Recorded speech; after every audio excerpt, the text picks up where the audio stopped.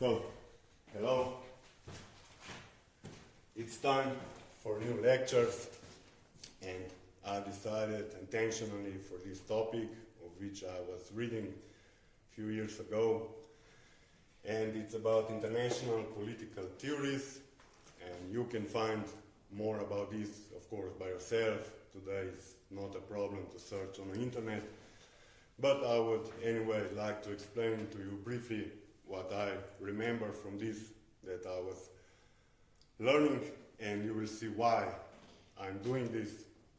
So let's get started. We have a few basic, 2 or 6 basic theories that are realism, liberalism, constructivism, feminism, Marxism, and humanism. They're all isms. And I will go from bottom to the top, starting first with the humanism.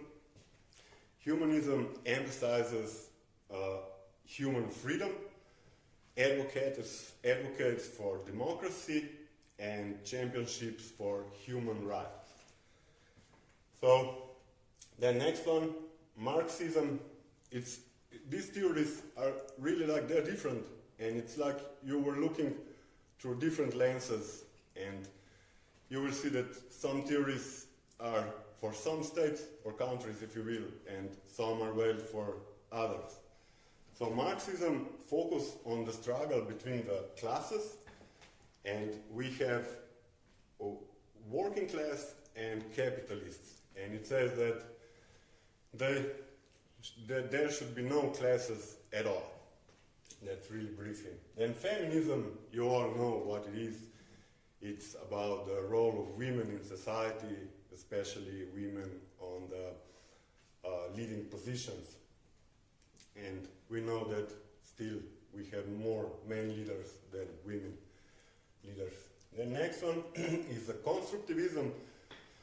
And constructivism says about the role of human actors, that the human actors has a big role in how the system works.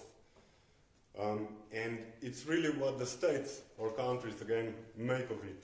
So it can be liberal or realistic, depends on how we perceive it. So next one is liberalism, and it's about political and economic cooperation, that this cooperation leads to better relationships, and that there are compromises between the states, and it's about economic prosperity and stability. Then the last one, which I would like to read the most, it's the oldest one, called realism. And here it says that between the states it's an anarchy, or countries, and that we should enhancing security.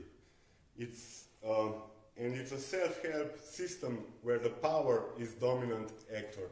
The power, especially in terms of the army. So if some country is weak, then other country, according to this logic, can take the opportunity, which is what happened, I suppose, in last month or so, what we are watching now. And that's why I would like, if some politicians are perhaps watching, or others, I would like to say that I think Europe was really counting on liberalism, on cooperation and so on. Indeed, it is like this inside the Europe, but you know, there are external threats, and I think the Europe, especially Eastern Europe, should enhance GDP by at least 5%. GDP for army expenditures. Because I think we should build, maybe I show you here the map of Europe, that we build a security systems which will be consisting of, now I turn it like this, consisting of, let me sketch this for you. If here are countries, let's say here is the border, here is the EU countries, and here the hostile army is coming.